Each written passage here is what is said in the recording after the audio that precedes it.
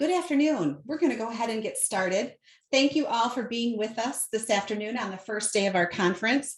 On behalf of the Michigan Council for the Social Studies, my name is Rebecca Bush. I am the president of the organization, and I would like to welcome you all to the first day of our virtual conference. We've got a great evening of learning ready for you, and we're excited to get things started. At this point in time, I am going to turn things over to our sponsor. Glenn Fountain is with American History Tours, and he's going to say a few words.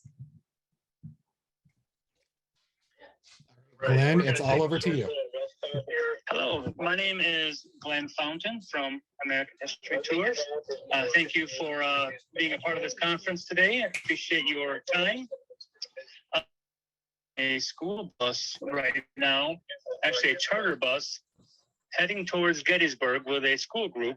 And so I'm trying to do this intro from there, traveling through the mountains of Pennsylvania in the middle of a snowstorm. And so my connection is not very good, but I wanted to let you know what we offer. We offer educational tours to places like Chicago, New York, Philadelphia. Our most popular tour is Washington, D.C., which is where this group is heading to today. And things that we offer you is we give you a trip website, online registrations and payments, hotel security, full itinerary planning, things of that nature.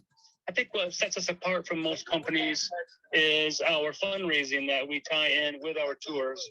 When we do fundraisers with the groups, the money they earn goes directly towards their account. And so that makes planning it a lot easier to do. If you have any intentions on doing some travel with your student groups next year, give me a call. Let me give you a quote. I think you'll be surprised at the price that we can offer you while still maintaining excellent service. We pride ourselves in giving tours with the families in mind that may have a harder time affording such a tour. They are an amazing experience for students.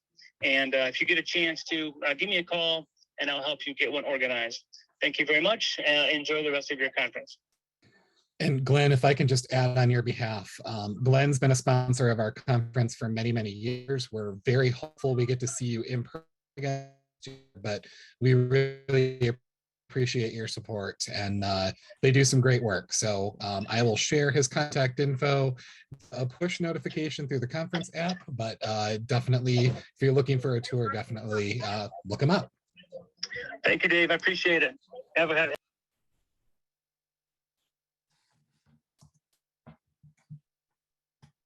Wonderful. I would like to, at this time, take the opportunity to introduce our keynote speaker for the day. Extremely excited to welcome Representative Peter Meijer. Representative Meijer was born and raised in Grand Rapids. He's very proud to represent West Michigan, where his family has resided for 4 generations. Congressman Meijer, just a fun fact, my grandmother went to school with your grandmother, and they remained very good friends for a very long time. So I was wonderful, doubly excited to introduce you today. So I could go on and on, but I want to, because we have such limited time with you today, I want to turn things over right away to you, and we will take care of our participants after you have finished with regard to etiquette. So thank you so much for being with us today. The floor is yours. Well, thank you so much for having me. As mentioned, I'm Congressman Peter Meijer, and I really appreciate that tie-in. I know it's wonderful to be reminded of how small our communities are and kind of tight-knit, and the legacy that goes back there. And it's something I think about all the time as the representative for Michigan's 3rd congressional district in the United States House of Representatives. So first, I just wanted to thank the Michigan Council for Social Studies for having me, and also for hosting this conference today. I think this event is a great way to bring together educators from across the state of Michigan to figure out how collaboration can be increased and how best practices can be shared. When teachers are able to share ideas and discover new techniques to bring back to their schools, classrooms, and students, I think everybody gains. And especially in a time when folks are adapting, when we're having to, when I'm having to speak to you virtually, that's a reminder of how much education has changed since the spring of 2020, and how we need to be flexible, adaptable, and make sure that as things are being learned, as new practices are being developed, that those are being shared and disseminated so they can be adopted and ultimately for the benefit of students. I think we all remember when the COVID-19 pandemic first hit and the country shut down, there was that need to adapt incredibly quickly, to shift and figure out what the new way of teaching would be, with the challenges of being in person, with the opportunities and the hurdles that distance learning presented. And it was during that time that we saw just how passionate, resourceful, and dedicated teachers are about what they do and about that imperative to reach out and train a rising generation of students. Teachers across the country became incredibly inventive at finding new ways to connect with students and keep them motivated, even when that education, when that learning had to be done remotely.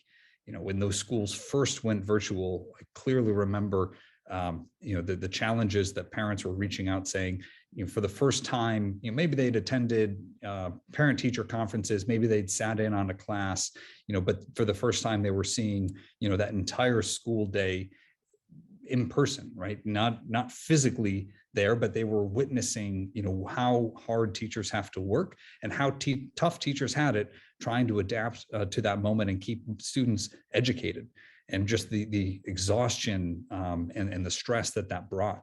I think for a lot of folks, that was the first time they really had that awareness of how challenging it is for teachers and also for students to make that switch, which occurred in some places virtually overnight, to that mode of virtual learning. And I also think that teachers have not gotten enough credit for the difficulties they encountered in the transition, not only from in-person to remote, but also, that difficult piecemeal slog from remote back to in-person, the hybrid approaches, the uncertainty, we're coming back into school this week and then there'll be an outbreak and now we have to go remote. Just how much disruption and flexibility was really required to deal with that disruption. Over the course of my first term in office, I've met with teachers throughout the 3rd district, and I've heard from them the unexpected struggles they faced, when students did come back into the classroom. Issues with shorter attention spans, which seem to be the case across the board. Students who may have been on the same path initially, but when they came back, even though they're in the same class, just being in vastly different spaces, because some kids were able to maintain and stick with curriculum better than others over the course of that virtual learning shift. And then in addition, the social challenges that all of that brought as well. I think the last 2.5 years have demonstrated something that we already knew, but really put it in clear and contrasting terms, that teachers are vital and essential parts of our community. But teaching is just one of many professions that is struggling in this moment with labor shortages, and both in the short term, but also that have been experiencing kind of a larger societal challenge with recruiting and retention that preceded some of what we've seen over the past 2.5 years. There was a recent poll that showed 55% of teachers said that during the pandemic, it made them more likely to seek other career opportunities or to make a transition earlier than they may have planned before the pandemic shut things down. And again, that is something we all need to be paying very close attention to. I know we are in Washington, D.C., albeit at a remove from a lot of the policies at the state level that govern the vast majority of how our education systems operate. But it's something that is essential for us to pay very close and critical attention to, because of how critical teaching is to our communities, our country, and our way of life today. So I think it was George Santayana who first said that those who cannot learn from history are doomed to repeat it.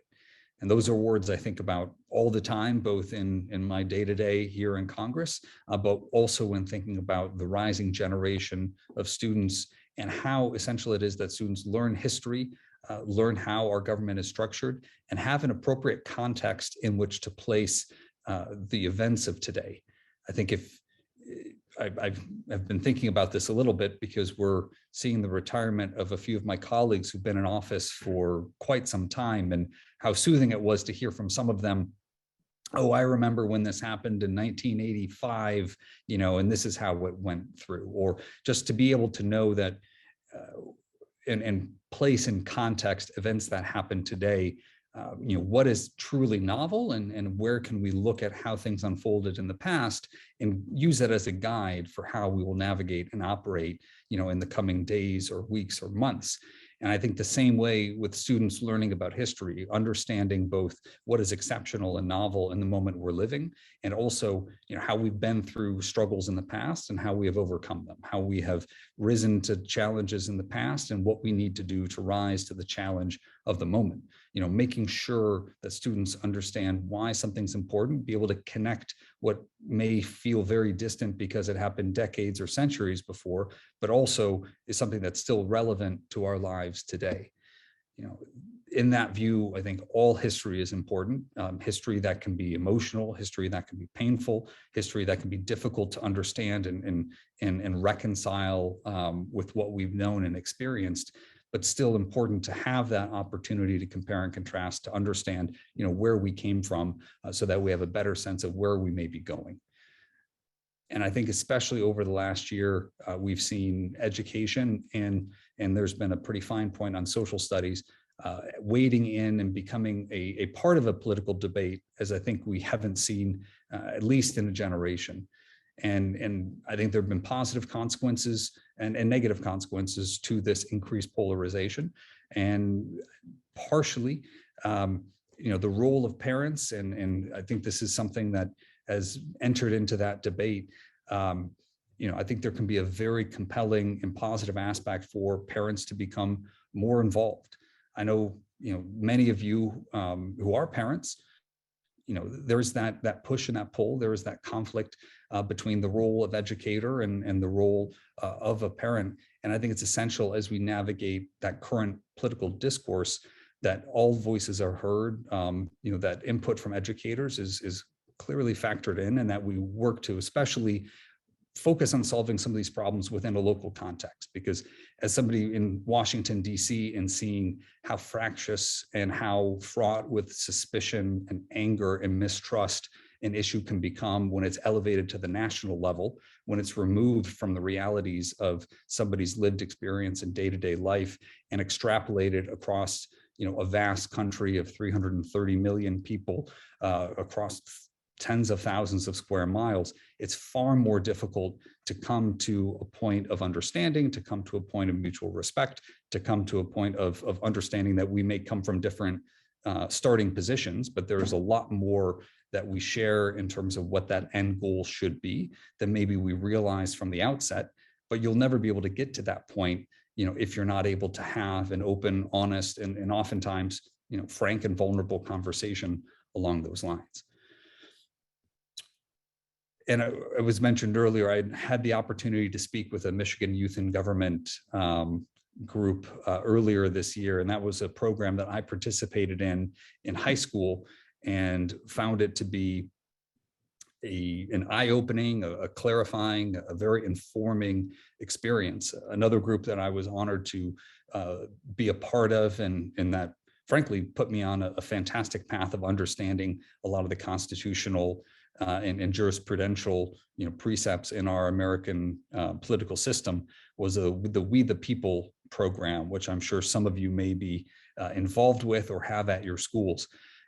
When I look at some of my own formative experiences, and especially in high school, around government and around social studies, the natural feeling that I have is, how can I in my position be able to better support and prepare students to become involved in government, to understand our governmental processes or political processes, and feel and realize that it's something that they can participate in, and not something that has to happen or be forced upon them, that they do not need to be, standing back and just watching things happen, that they can step forward and be strongly engaged in that process. But in order to be engaged, you need to understand, again, that sense of history, where this process came from, how it came to be, and how you can better shape it and become a part of it. That's the whole point behind a government of, by, and for the people.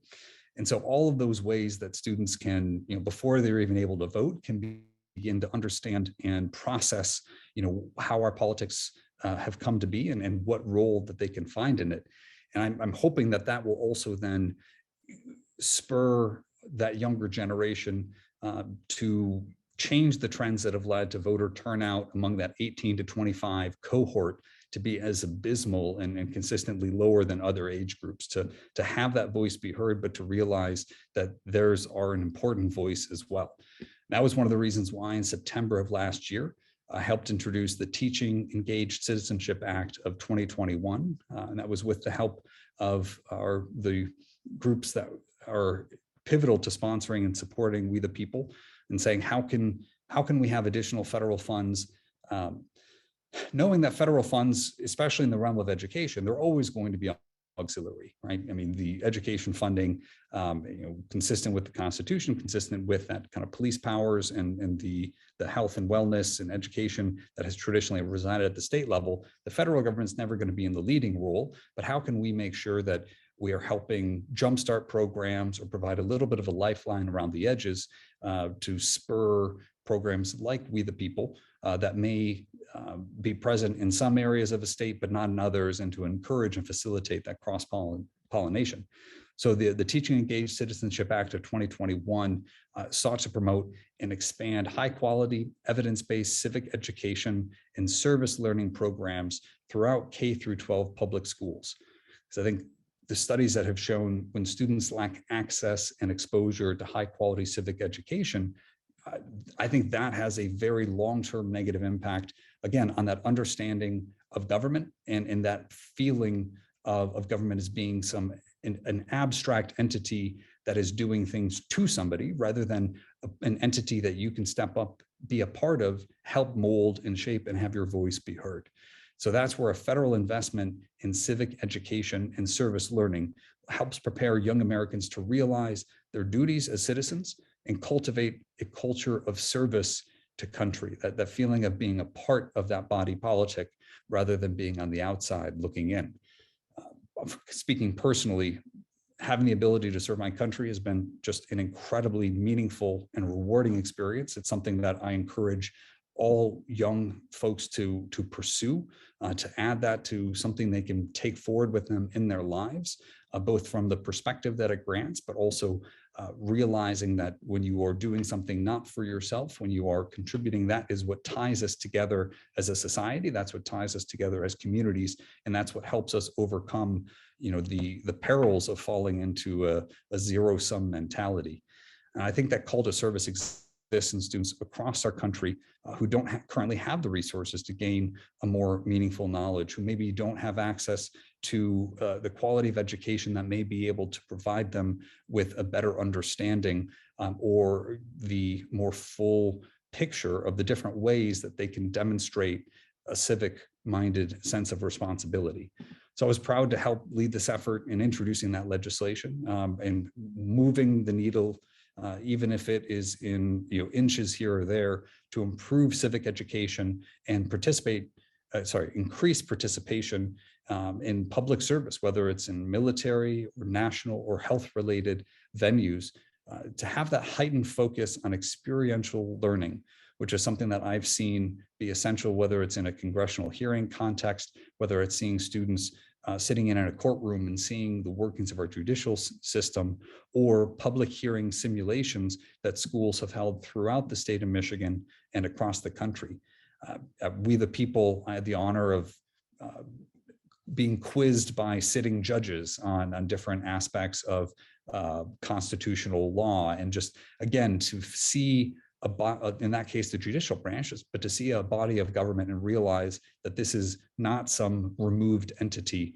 This is embodied and full of people, of our neighbors, of people who, got to where they are through a certain set of ways, and who then offer a different vantage point from their experiences, from the diversity of their backgrounds, and that, arriving at that point to be able to do something should be open to anybody with the right application of effort. But we also know that it requires opening minds to that possibility as well.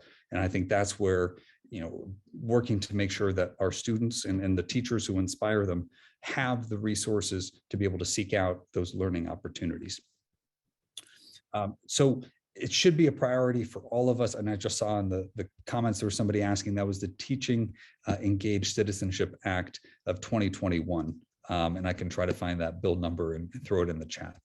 But I want to summarize and give you back a little bit of your afternoon here, that I strongly believe it should be a priority for all of us that students receive the education and information they need to become civically engaged and civically committed members of our society. Whether that's coming from the teaching of history, geography, economics, or social studies, there's an essential role in preparing students for life after school, and teachers are not only the bridge to help them achieve that, but also form the backbone of the future of our society in the process. Again, the last 3 years have seen tremendous challenges placed at the foot of the members of our teaching profession. And I just wanted to let you all know how much I appreciate and I'm grateful for both your dedication and commitment to our education system and our rising generation of American leaders. So once again, thank you to the Michigan Council for Social Studies for hosting this event, for bringing together educators from across the state of Michigan. And thank you to all the teachers, administrators, and organizations who are participating in this conference. I'm grateful for the chance to speak with you all today. And I hope that you all have a wonderful, productive, and successful rest of the conference. Thank you.